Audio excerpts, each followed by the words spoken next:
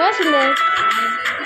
मैं आप लोगों ने मुझे फिर से याद किया। देखो मैं आगे फिर से आपकी रानी आज मैं लेके आई हूँ आप लोगों के लिए पिंक और ग्रीन कलर की साड़ी। ये रानी पिंक कलर की साड़ी है गाइस।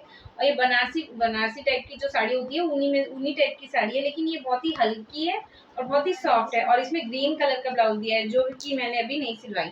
तो अगर आप लोग लोगे तो आपको इसके साथ में ग्रीन कलर का ब्लाउज मिलेगा और वो बहुत ही सुंदर है, देखने में एक अलग ही लुक आएगा। तो जिसको भी ये साड़ी चाहिए होगी तो वो कमेंट में मैंने अपना नंबर मेंशन की हूँ, तो आप लोग मुझसे कांटेक्ट करिए और ये साड़ी को आप लोग ले सकते हैं। तो जल्दी जल्दी जाइए और ये साड़ी को फटाफट कांटेक्ट करके ले लीजिए, नहीं तो फिर साड़ी आउट ऑफ स्टॉक हो जाएगी। आउट ऑफ स्टॉक हो जाएगी।